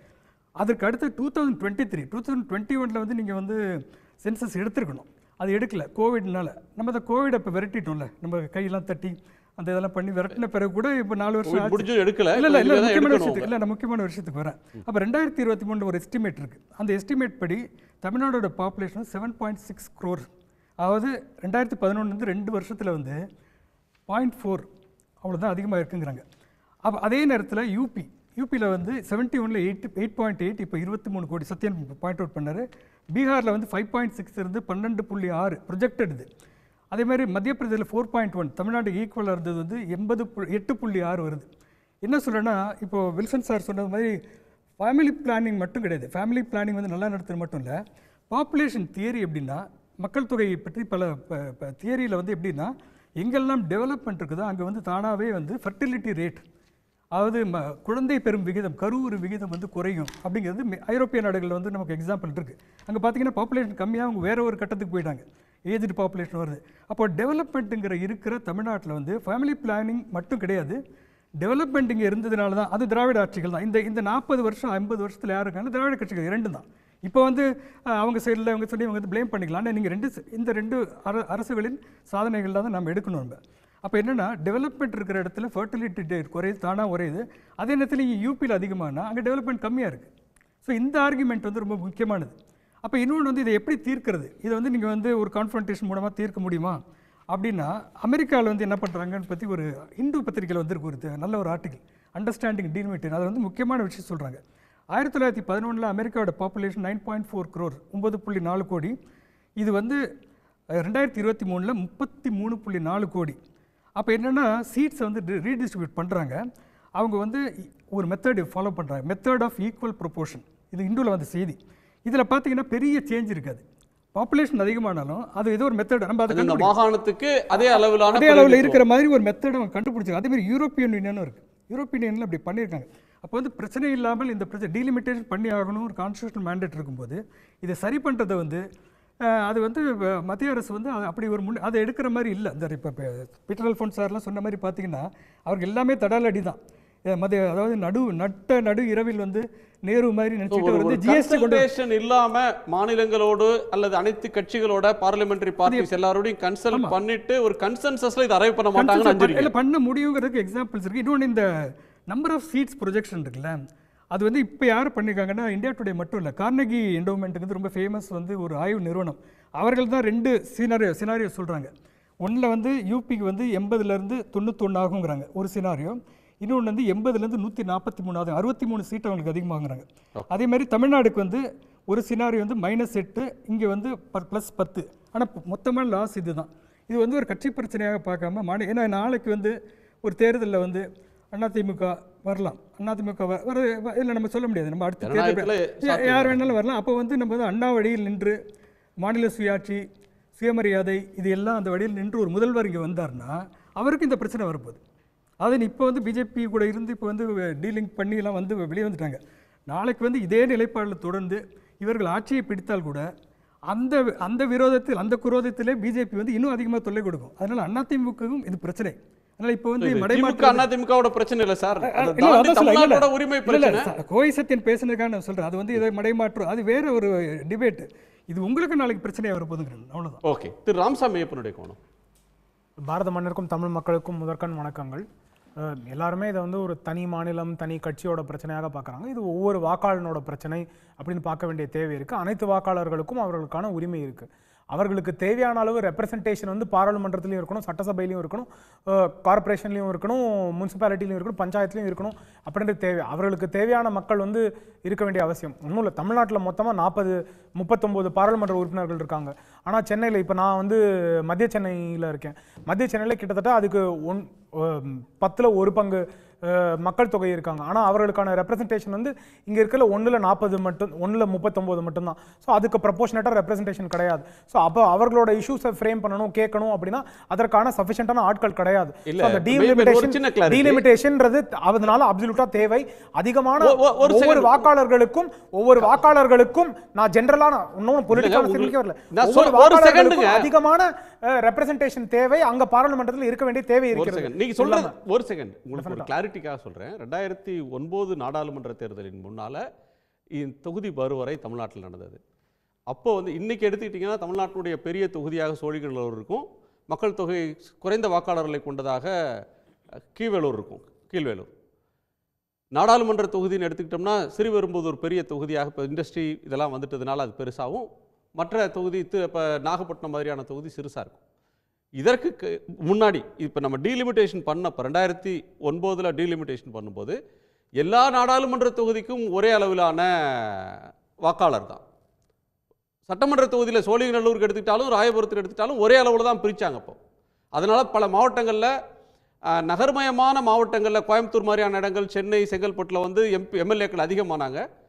ராமநாதபுரம், சிவகங்கை மாதிரியான இடங்களில் எம்எல்ஏக்கள் குறையவும் செஞ்சாங்க. அப்ப பிரிச்ச போது சமமா தான் பண்ணாங்க. அது வெறும் ஸ்டேட் இதுக்கு அசெம்பிளிக்கு மட்டும். பாராளுமன்ற உறுப்பினர்களுக்கு இன்னும் அந்த மாற்றம் இல்லை. சென்னையில் நான் பிறந்ததுல இருந்து 3 பேர் தான். சென்னையில் அந்த மாற்றம் கிடையாது. நான் 1987 பிறந்தேன். இன்னைக்கு வரைக்கும் 3 பேர் தான். சென்னையோட பாப்புலேஷன் கிட்டத்தட்ட 1.5 மடங்கு 2 மடங்கு அதிகமாயிடுச்சு. ஒன்றும் இல்லை, என்னோட மாவட்டம் வந்து சிவகங்கை. ஒரே ஒரு நிமிஷம். இல்ல அதுல ஒரு சின்ன தப்பா சொல்றதுனால நான் திருத்த வேண்டியிருக்கு, மன்னிச்சுங்க, குறுக்கிடுறேன்னு. சரி, அப்போ ஒரே ஒரு நிமிஷம். அப்போ இன்னைக்கு ஜனத்தொகைப்படி ஒவ்வொரு பாராளுமன்ற தொகுதியிலையும் ப்ரப்போர்ஷனேட்டா எம்பி ரெப்ரசன்டேஷன் இருக்காங்கன்னு சொல்றீங்களா? 2009 அப்போ மன்னிக்கணுங்க, 16 வருஷத்துல அதே தான் இருக்காங்களா? இல்லங்க, சொல்றது ஒரு செகண்ட். 16 வருஷத்துல அதே இருக்காங்க. நீங்க ஸ்டாட்டிஸ்டிக்ஸ் சொல்லுங்க. ஸ்டாட்டிஸ்டிக்ஸ் பாருங்கன்னு சொல்றேங்க. ஒண்ணும் இல்லங்க, நீங்க இப்ப எடுத்து போடுங்க. சென்னையில நீங்க பார்த்த தென்சென்னை டிஆர் பாலு தென்சென்னை எம்பி ஆக இருந்தபோது, முரசொலி மாறன் தென்சென்னை எம்பி ஆக இருக்கும்போது நீங்க வந்து அது தாம்பரம் தாண்டி 16 வருஷத்துலயும் மாறலன்னு சொல்றீங்க. நான் தவறுன்னு சொல்றேன். தென்சென்னை சரி, சரி, அந்த இஷ்யூ என்ன டிஸ்கஸ் பண்ண விட மாட்டாங்க. அடுத்த இஷ்யூக்கு வந்துறலாம். என்ன பிரச்சனை அப்படினா இல்ல சமமா பிரிக்கல. ஏனா அப்போ வந்து பேசிஸ பாருங்க சார். இல்ல சார், எல்லா கட்சியும் தான் சார் இருந்தாங்க. அதுல ஃபுல் ஸ்டேட்மென்ட்ட விட்டுருங்க, கேளுங்க, அதுக்கு அப்புறம் என்னன்னு தெரியும். ஆனா ராமநாதபுரம் வந்து பரப்பளவுல பெருசா இருக்கும். அங்க தேவை வந்து சின்ன ஊரா இருந்தாலும் ஆட்களுக்கு, சின்ன மக்கள் தொகையா இருந்தாலும் ஆட்களுக்கு நிறைய இருக்கும். அப்ப அவங்களுக்கும் அங்க ரெப்ரசன்டேஷன் இருக்காது. ஏன்னா அங்க இருக்க பாராளுமன்ற உறுப்பினர் அனைத்து தொகுதியும் கவர் பண்றதே அவருக்கு கஷ்டமான விஷயம். அங்க ஒன்றும் இல்லை, ஒரு கிராமம் இருக்கும், அவர் வந்து அவரோட ஆஃபீஸ் அங்கே இருக்குது அப்படின்னா அங்கேருந்து வரணும்னாலே அவங்க 30-40 கிலோமீட்டர் தாண்டி வரணும். அவர்களுக்கு அந்த வசதி வாய்ப்பே இல்லாத போது அங்கே வரணும். அப்போ அவர்களுக்கான தேவை என்ன அப்படின்றத நம்ம பார்க்கறதுக்கு தயாரா இல்லை. இப்போ இதே வடகிழக்கு மாநிலங்கள் எடுத்துக்கலாம். இப்போ அங்கே வந்து ஒன்லைன் வந்து வாக்காளர்களும் சமமாக மதிக்கப்படணும். உத்தரப்பிரதேசத்தில் அதிகமான மக்கள் தொகை வந்துருச்சு, அதனால அவங்களுக்கு அதிகமான எண்ணிக்கையில் எம்பிக்கள் வேணும்னு சொல்ல வரீங்களா? இல்லை, நான் ரெண்டு கன்சிடரேஷன் இருக்க வேண்டிய தேவை இருக்கு. பரப்பளவும் பார்க்க வேண்டிய தேவை இருக்கு, மக்கள் தொகையும் பார்க்க வேண்டிய தேவை இருக்கு. ஒவ்வொரு மனிதனுக்கும் அவனோட ரெப்ரசன்டேட்டிவ் தேவை அப்படின்றத கான்ஸ்டிடியூஷனோட இன்டென்ஷன் மாதிரி சொல்லுங்களே. இப்போ வந்து உத்தரப்பிரதேசத்துக்கு நான் சொல்லல, தமிழ்நாட்டுக்கு 39 சார். நம்மளோட அரசியலமைப்பு சட்டத்தோட இன்டென்ஷன் ஒவ்வொரு மனிதனுக்கும் சமமான ரெப்ரசன்டேஷன் இருக்கணும் அப்படின்றது நம்மளோட கான்ஸ்டிடியூஷனோட இன்டென்ஷன். அந்த ரெப்ரசன்டேஷன் இருக்க வேண்டிய தேவை இருக்கிறது அப்படின்னு சொல்றேன். அதுதான் கான்ஸ்டிடியூஷன்ல இருக்கு. அப்படின்னா நீங்க அரசியலமைப்பு சட்டத்தில் அது தவறு அப்படின்னு சொல்லுங்க. அப்போ அதற்கான அமெண்ட்மெண்ட்டை கொண்டு வாங்க. ஒன்று. இரண்டாவது விஷயம், அடுத்தது வந்து இவர்கள் வந்து ரெப்ரசன்டேஷன் தேவை அப்படினா திமுக பேசுறது ஒரு வருதுக்கு வாங்க சார். இப்போ வந்து நீங்க என்ன சொல்றீங்க, மக்கள் தொகையின் அடிப்படையிலும் நிலப்பரப்பின் அடிப்படையிலும் சர்வீஸ் டெலிவரின்ற ஒரு பேசிஸ்ல நம்பர்ஸை இன்க்ரீஸ் பண்ணணும்னு சொல்றீங்க, ப்ரொபோஷனலா இருக்கணும்னு சொல்றீங்க. அதான் நீங்க சொல்ற லாஜிக். பட் வாஜ்பாய் எந்த அடிப்படையில் உத்தரவாதம் கொடுத்தாரு? இப்போ நம்ம மறுவரையறை 2009 தமிழ்நாட்டில் மட்டும் நடக்கல, இந்தியா முழுக்க டீலிமிட்டேஷன் நடந்தது. அப்போ அவங்க ஃபிக்ஸ் பண்ணது என்ன? உத்தரப்பிரதேசம் 80னா 80 தான், தமிழ்நாட்டில் 39னா 39. அதற்குள்ள ஈக்குவலா வச்சுக்க, 39 எம்பிக்கும் ஒரே அளவிலான மக்கள் தொகை வாக்காளர்களை வைத்துக் கொள்ளுங்க. 234னா எல்லாத்துக்குமே 2.4 லட்சம் வச்சுக்கோங்க. இப்படி ஒரு பேசிஸ் அரைவ் பண்ணாங்க. இப்போ அவங்கெல்லாம் எந்த பொருளும் இல்லாமல் ஒவ்வொரு மாநிலத்தோட இம்பேலன்ஸ் எல்லாம் கருதாமலா பண்ணாங்க. பீட்டர் சார் ஒரே நிமிஷம், திரு ராமசாமி முடிச்ச உடனே நிறைவு கருத்து வந்துடுறேன். அடுத்தது ஸோ ரெண்டாவது விஷயம் இன்னொன்று என்னன்னா, திமுக பேசுறது எப்பவுமே வெறும் அரசியல் சார்ந்து தான். முன்னாடி நண்பர் சத்யன் அவர்கள் சொன்னாங்க, திமுக வந்து என்னைக்கு வந்து அவங்களுக்கு இன்ட்ரெஸ்ட் சர்வ் ஆகுதோ அன்னைக்கு மட்டும் பேசுவாங்க அப்படின்னு. ஒன்றும் இல்லை, இன்னைக்கு அவங்களுக்கு பொலிட்டிக்கலாக பேசுறதுக்கு வேற விஷயம் கிடையாது. அவங்க மேலே அட்டென்ஷன் இருக்கணும், இது பேசணும். சிம்பிளான லாஜிக். 2002 டீலிமிட்டேஷன் ஆக்ட் வந்தது. அன்னைக்கு அவர்கள் மத்தியில் ஆட்சியில் இருந்தாங்க, மாநிலத்தில் ஆட்சியில் இருந்தாங்க. 2008 டீலிமிட்டேஷன் கமிஷன் ஃபார்ம் ஆகுது. அன்னைக்கு முன்னாடி மாநிலத்தில் இருந்தாங்களா தெரியல, ஆனால் 2008 மறுபடியும் டீலிமிட்டேஷன் கமிஷன் செட் ஆகும்போது அவர்கள் மத்தியிலும் ஆட்சியில் இருந்தாங்க, மாநிலத்திலும் ஆட்சியில் இருந்தாங்க. அன்னைக்கு கேள்வி இல்லை. இது தாண்டி திருமதி கனிமொழி அவர்கள் வந்து கேள்வி கேட்டாங்க அப்படின்னாங்க. அவங்க கேட்ட கேள்வியே அப்போ டீலிமிட்டேஷன் நீங்கள் டைம் பவுண்ட் மேனரில் கன்க்ளூட் பண்ணிடுவீங்களா மாட்டீங்களா அப்படின்றது அன்னைக்கான கேள்வி. அன்னைக்கே கிரண் ரிஜிஜு அவர்கள், பிரதமர் அவர்கள் இதற்கான கிளாரிஃபிகேஷன் கொடுத்துட்டாங்க. 33% கொண்டு வரணும் அப்படின்றது எங்களோட தேவை, மக்களுக்கு அது தேவை, பெண்களுக்கான தேவை இருக்கிறது, அதனால அதை டைம் பவுண்ட் மேனரில் பண்ண வேண்டியதுக்கான அவசியம் இருக்கிறது அப்படின்றது அன்னைக்கு சொல்லியிருக்காங்க. இது இல்லாம ஒரே ஒரு விஷயம், ஒரே ஒரு கிளாரிட்டி போலாம் இல்ல சார், நான் அரசியல் நான் இன்னும் அவங்களோட ஹிப்போக்ரசியை சொல்லிட்டு வரேன். இல்லனா அவங்க அரசியல் கட்சி ஒரு கிளாரிட்டி சொல்லிருங்க. அதான் சார் நான் கிளாரிட்டி பெண்களுக்கு ஒரு செகண்ட் சார், இல்லனா அடுத்த ரவுண்ட்ல பேசிங்க. பெண்களுக்கு 33% இடஒதுக்கீடு இன்ட்ரோ듀ஸ் பண்ணும்போதே தொகுதி மறுவரையை செஞ்சு தான் பண்ண போறோம் நாங்க. சார் இல்லாம பண்ண முடியாது, சட்டப்பூர்வமா. அதான் சார் சட்டம்னு சொல்றாங்க, அதை யாருமே மறுக்கல. சார் சட்டம் சொல்றாங்கல, சட்டம் அதுதான். ஐயா நான் கேக்குற கேள்வி அது இல்ல. டீலிமிட்டேஷன் வரப்போகுது, அதே 543 வச்சுக்க போறீங்களா? இவங்க அஞ்சுறது மாதிரி உத்தரப்பிரதேசம் பீகாருக்கு அதிகமாகவும் தென்னிந்தியாவுக்கு குறைஞ்சிரும் பயப்படுறாங்களா? அப்படி நடக்க போகுதா இல்லையா? அதை நிர்ணயம் செய்ய வேண்டியது டீலிமிட்டேஷன் கமிஷன். அது ஆனா என்ன பொறுத்த வரைக்கும் நான் சொன்னது ரெப்ரசன்டேட்டிவ்ஸ் அதிகமாகணும். டீலிமிட்டேஷன் கமிஷன்லயும் என்ன ஹிப்போக்ரசி அதிகமாகணும்னா எப்படி ஆகணும் சொல்லுங்க. நான் ஹிப்போக்ரசி என்னன்னு சொல்றேன். எப்படி ஆகணும்னு சொல்லுங்க, எக்ஸ்பிளைன் பண்ணுங்க எனக்கு. நான் பண்றேன் ஹிப்போக்ரசியை சொல்லிட்டு நான் அதுக்கு வரேன். ஹிப்போக்ரசி எங்க பிரச்சனை அப்படின்னா, இன்னைக்கு பாராளுமன்றத்தில் அதிகமான உறுப்பினர்கள், இவர்களுக்கு 40 பேர் இருக்காங்க. அந்த டீலிமிட்டேஷன் கமிஷன்ல மாநிலத்திலிருந்து ஒவ்வொரு மாநிலத்துக்கும் 5 பாராளுமன்ற உறுப்பினர், 5 லெஜிஸ்லேட்டிவ் அசெம்பிளி ரெப்ரசன்டேட்டிவ் இருப்பாங்க. அப்ப அந்த டீலிமிட்டேஷன் கமிஷன்ல இன்னைக்கு யார் அதிகமா இருப்பா? திமுகவை சார்ந்தவர்கள் இருப்பாங்க. அவங்க அப்ப திமுக சார்ந்தவர்கள் கேள்வி கேட்க மாட்டாங்க. ஒரு நிமிஷம் சார், நான் முடிச்சிடுறேன். இருங்க யார் சார், நான் ஒரு செகண்ட் சார், நான் என்ன புரியும்படியா பேசுங்க. முதல்ல புரியும்படியா விளக்கத்தை சொல்லுங்க. டீலிமிட்டேஷன் அதாவது யூனியன் கவர்மெண்ட்டுக்கு இருக்கிற ப்ரூட்டல் மெஜாரிட்டியில இப்ப ஏடிஎம்கேல திரு சிவி சண்முகம் இருந்தார் பழைய இதுல டீலிமிட்டேஷன்ல. திமுகல பொன்முடி இருந்தார். அனைத்து கட்சி எம்பிக்கள், எம்எல்ஏக்கள் எல்லாரும் கொண்ட கமிட்டி தான் வந்து ஒவ்வொரு மாவட்டத்தும் வடக்கே இருந்து பிரிக்கணுமா கிழக்கே இருந்து பிரிக்கணுமான்லாம் கூட தொகுதியை டிசைட் பண்ணாங்க. அதுக்கு ஒரு ரேஷனல் இருக்கு. இப்போ எல்லோருக்கும் இருக்கிற அச்சம்ன்றது 39. நீங்க வந்து எண்ணிக்கை அதிகரிக்கணும்ன்றீங்க. எண்ணிக்கை அதிகரிக்கணும்னு முடிவு பண்ணா தமிழ்நாட்டுக்கு பாதகமாகிடும். தமிழ்நாட்டுக்கு 10 சீட்டு கூடுச்சுன்னா உத்தரப்பிரதேசத்துக்கு 40 சீட் கூடும். இந்த அச்சத்தை சொல்றாங்க. ஒரு நிமிஷம் திரு பீட்டர் இன்னொரு டிபேட் போகணும். அவர் கருத்தை கேட்டு நான் உங்கள்கிட்ட வந்துடுறேன். திரு பீட்டர் உங்க நிறைவு பார்வை. இல்லை, அதாவது குணசேகரன் நண்பர் ராமசாமி வந்து சொல்றது வந்து உண்மைக்கு புறம்பான தகவலை சொல்றார். அதாவது 42nd அமெண்ட்மெண்ட்டு 1976 வந்த போதும் சரி, 84th அமெண்ட்மெண்ட் வந்து 2002 வந்த போதும் சரி, இந்த 2 அமெண்ட்மெண்ட் வர்றதுக்கும் ப்ரெஷர் கொடுத்தது வந்து சதர்ன் ஸ்டேட்ஸ் தான். அன்னைக்கு மாநில கட்சிகளும் அன்னைக்கு காங்கிரஸும் சேர்ந்து தான், தென் மாநிலங்களில் இருந்த காங்கிரஸும் சேர்ந்து தான் அந்த ப்ரெஷர் கொடுத்து தான் அந்த 2 அமெண்ட்மெண்ட் வந்தது. அதனால தான் ஃப்ரோசன் ஆச்சு. அன்னைக்கு வந்து அடல் பிகாரி வாஜ்பாயுடைய கட்சி மட்டும் நினைத்த மாதிரி நடந்திருந்தால் அது வந்து அன்னைக்கு வந்து திராவிட முன்னேற்ற முன்னாடி அருண் ஜேட்லி அவர்கள் அந்த கேள்வி கேட்டார் அப்படின்றது திரு வில்சன் அவர்கள் பாராளுமன்ற உறுப்பினர் மூத்த வழக்கறிஞர் படிச்சாங்க. இல்ல சோ அருண் ஜேட்லி அவர்களே அந்த வாதத்தை தான் வைத்திருந்தார். அதனால பாஜகவுக்கு வந்து வேற ஒரு வாதம் இருந்தது அப்படினா அது தவறான விஷயம். இல்ல நீங்க கேளுங்க. இல்ல நீங்க பேசும்போது நான் வந்து குறுக்கிடல. நான் வந்து என்ன சொல்றேன்னா, அன்னைக்கு வந்து அது வந்து Vajpayee government was a minority government depending upon coalition partners. இன்னைக்கு வந்து you are heading a bulldozer government. அதான் வில்சன் சொன்னார், ஒரே நாள் நைட்ல வந்து you change the composition of a state without giving any notice. அதனால தான் நாங்கள் என்ன சொல்றோம், எங்க முதலமைச்சர் taken it the right time, right way. இதுதான் வந்து மோஸ்ட் ஆப்பர்ச்சுன் டைம். ஆகவே இதை மற்ற கட்சிகள் ஆதரிக்க வேண்டிய தமிழகத்திற்கு செய்ய வேண்டிய கடமை இல்லை என்று சொன்னால் தமிழ்நாடு அவர்களை மன்னிக்காது. ஒரே ஒரு நிமிஷம், நீங்களும் வழக்கறிஞர், ஒரே ஒரு நிமிஷம் இதையும் சேர்த்து நீங்க சொல்லிடுங்க. ஒன்றும் இல்லை, நான் ஏன் ஹிப்போக்ரசி அப்படின்னு சொன்னா, பாராளுமன்ற உறுப்பினர்கள் இருப்பாங்க, சட்டசபை உறுப்பினர்கள் இருப்பாங்க. இது இல்லாம ஃபர்ஸ்ட் டீலிமிட்டேஷன் கமிஷன் வந்து பப்ளிக் சிட்டிங் நடத்தணும். அதுல assembly representative, state union territories, கவர்மெண்ட்டை கேள்வி கேட்கணும். அதுக்கப்புறம் டிராஃப்ட் ப்ரப்போசல் கொடுக்கணும். அதுக்கப்புறம் சஜஷன்ஸ் அப்ஜெக்ஷன்ஸ் வந்து பப்ளிக் கிட்ட இருந்து பொலிட்டிக்கல் பார்ட்டிஸ் இருந்து ரிசீவ் பண்ணனும். அதுக்கு அப்புறம் திரும்பி ரிவைஸ் டிராஃப்ட் ப்ரொபோசலை பிளேஸ் பண்ணனும். மாநில அரசு எதை சொன்னாலும் மக்கள் எதை சொன்னாலும் யூனியன் கவர்மெண்ட் எதை டிசைட் பண்றாங்களோ அதான் சார் பிரிவேல் ஆகும். அதுக்கு அப்புறம் அந்த ரிவைஸ் டிராஃப்ட் ப்ரொபோசலை அந்த கமிஷன் வந்து கேள்வி, இதெல்லாம் டெக்னிக்காலிட்டி. அந்த கமிஷன் அந்த கேள்வி கேட்கும். அதுக்கு அப்புறம் சென்ட்ரல் கெசெட் ஸ்டேட் கெசெட்ல நோட்டிஃபை ஆகும். அதுக்கு அப்புறம் அதை சேலஞ்ச் பண்ண முடியும். அதுக்கு அப்புறம் தான் அந்த சட்டமே ஆக்க முடியும். சோ இந்த எல்லா ஸ்டேஜும் தவறு. ஏன்னா போன டீலிமிட்டேஷன் எக்ஸைஸ் ஒரு மாநிலத்துக்கு அசாம்ல நடந்தது மட்டும் ஒரு மாநிலத்துக்கு இல்லங்க, ஒரே ஒரு நிமிஷம். ஸ்டேட் அசெம்பிளில ரீஆர்கனைசேஷன் நடந்தது 18 மாசம் டீலிமிட்டேஷன் கமிஷன் அவங்க எக்ஸைஸ் நடத்துறாங்க. 211 சிட்டிங் இருந்தது போன வாட்டி. முடிச்சறேன். அதாவது 18 சொல்றது வந்து 211 சிட்டிங் இருந்தது. உங்க டீலிமிட்டேஷன் கமிஷன் வந்து நீங்க யாரை போட்டாலும் நீங்க சேர்மன் வந்து appointed by government of India.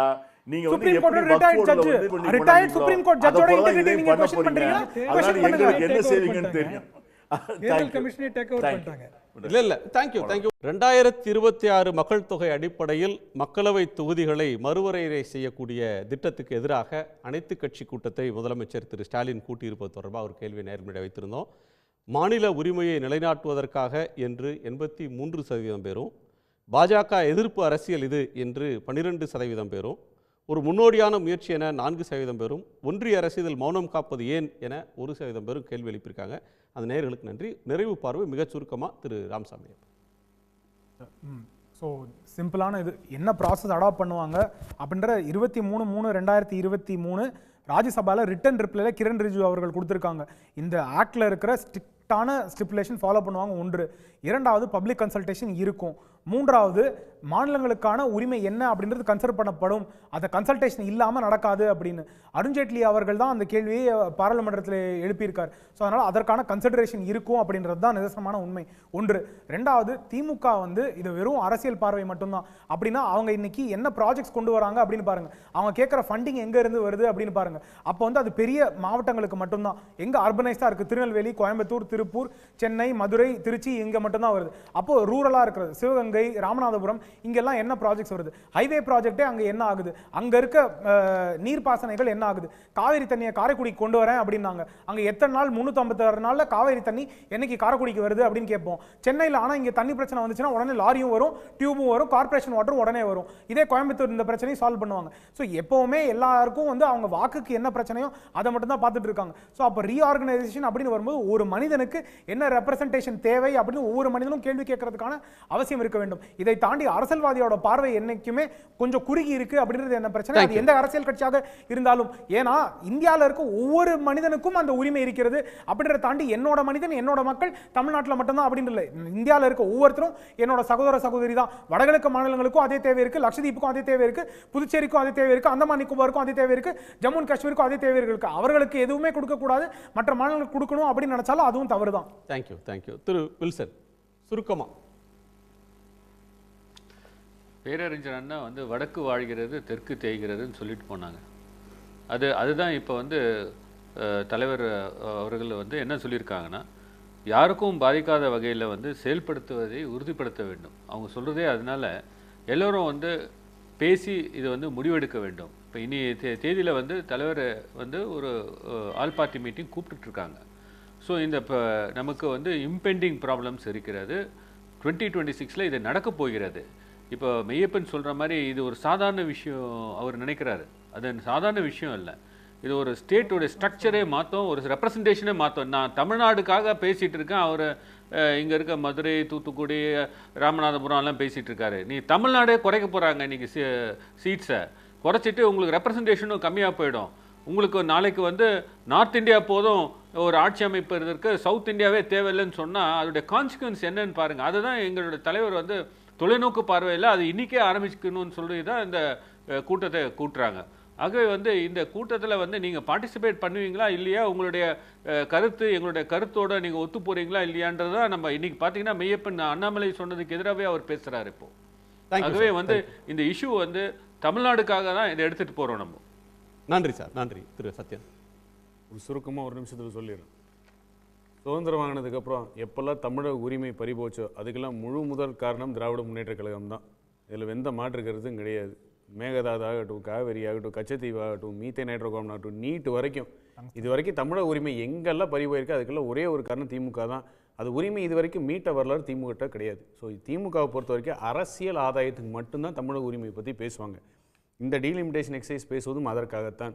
Kanimozhi அவர்கள் 2023 பேசினது உமன்ஸ் ரிசர்வேஷன் பில்ல பேசினது என்ன சொல்கிறாங்கன்னா, நீங்கள் சென்சஸோ டீலிமிட்டேஷனும் சரியாக நடக்கலை அப்படிங்கிறாங்க.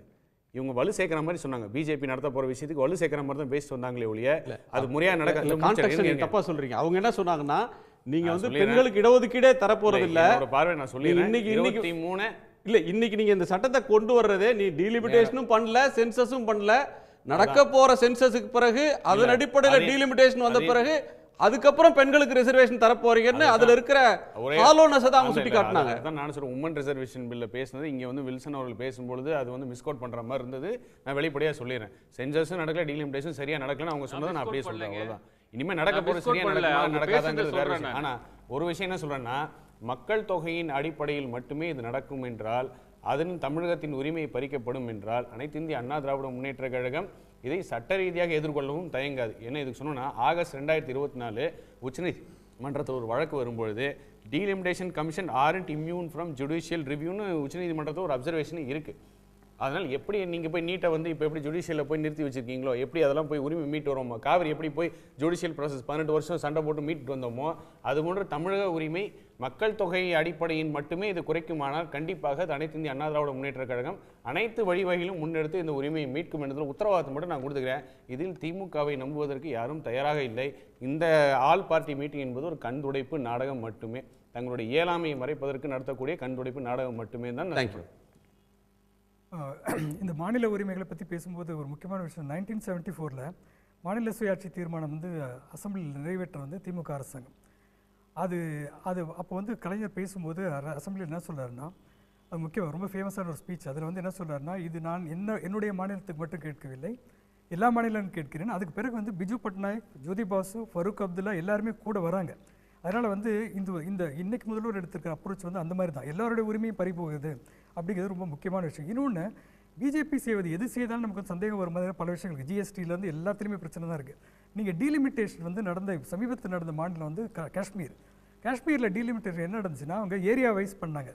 அது என்ன பண்ணி கடைசியில் நினச்சுன்னா, பிஜேபி வலுவாக இருக்கும் இதில் ஜம்முவில் வந்து அதிகமாக சீட் அதிகப்படுத்தி காஷ்மீர், சவுத் காஷ்மீர் அங்கே வந்து சீட்டை குறைச்சி இப்படிப்பட்ட டீலிமிட்டேஷன் வந்து நடக்கும். அவர் வந்து ராமசாமியின் அதாவது ரொம்ப ஒரு இன்னசென்ட்டான ஒரு பார்வையாக இருக்குது. டீலிமிட்டேஷன் ரொம்ப நேர்மையாக நடக்கணும், இங்கே நேர்மையாக நடக்கிறதுக்கான வாய்ப்பே கிடையாது.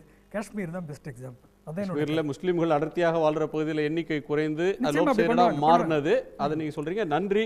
இது சந்திரபாபு நாயுடு கிட்ட ஒரு சின்ன லகான் இருக்குது, அது இன்றைக்கி ஒரு ஹோப். இந்த அரசுக்கு வந்து முழு பெரும்பான்மை இல்லை, கூட்டணி அரசுகளை நம்பி, கட்சிகளை நம்பி இருக்கிற ஒரு சூழலும் இதுக்கு பின்னாடி இருக்குது. ஏராளமான கருத்துக்களை பகிர்ந்துனவங்க எல்லோருக்கும் நன்றி. மீண்டும் சந்திப்போம். இது கேள்விக்களம், மக்களின் மேடை.